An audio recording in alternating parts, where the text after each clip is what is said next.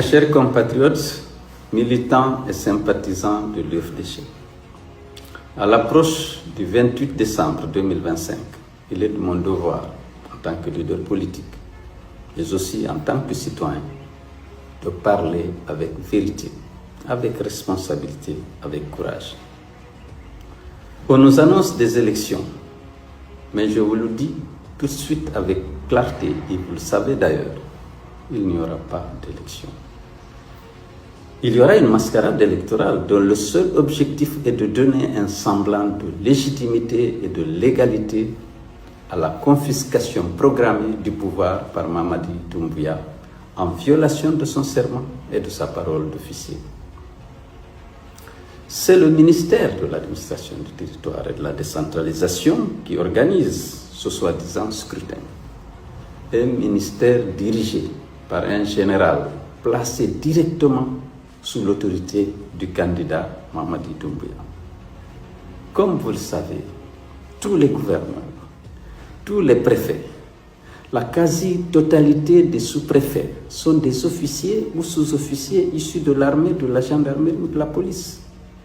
Ils sont tous nommés par décret et tenus par la solidarité de corps et la discipline administrative et militaire. Ils seront appuyés dans cette opération par les présidents de délégations spéciales, les chefs de quartier et de district, tous nommés par les mêmes administrateurs territoriaux.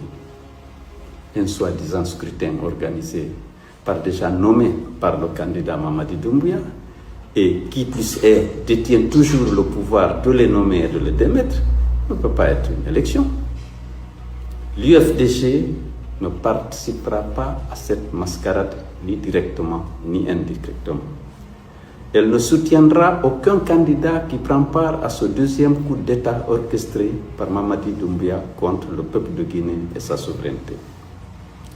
Refuser de participer, ce n'est pas fuir le combat, c'est défendre la République et ses valeurs et surtout défendre le droit du peuple de Guinée de choisir librement ses dirigeants à travers des élections inclusives, libres et transparentes. Refuser de prendre part à cette mascarade électorale dont les résultats sont connus d'avance, c'est aussi et surtout refuser la continuation d'une gouvernance mortifère marquée par des violations massives et récurrentes des droits de l'homme et des libertés publiques. Le peuple de Guinée a encore en mémoire l'assassinat impuni de plus de 60 jeunes manifestants à Conakry, le décès dans des conditions non encore élucidées de plus de 134 citoyens au stade de Zérékoré, les disparitions forcées de Fonike Mangé, Biloba, Habib Marwan Kamara, Sadou Nimaga et récemment de Mamadou Bori Dima Bori.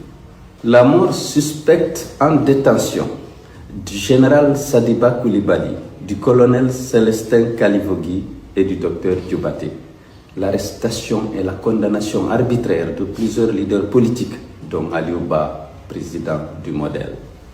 Les kidnappings nocturnes suivis de tortures infligées notamment à l'ancien bâtonnier Mohamed Traoré et à l'activiste de la société civile Abdoul Sako.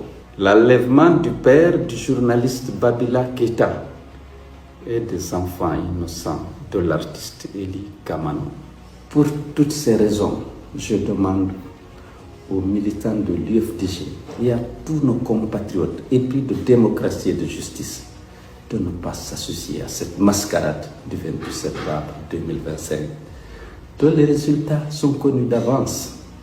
Mes chers compatriotes, militants et sympathisants de l'UFDG, ne soyez pas les fervents d'un scénario écrit d'avance et qui va se traduire par la continuation de cette gouvernance mortifère qu'on vient de rappeler. Votre abstention dans la paix et dans la dignité sera un acte fort de résistance et de patriotisme.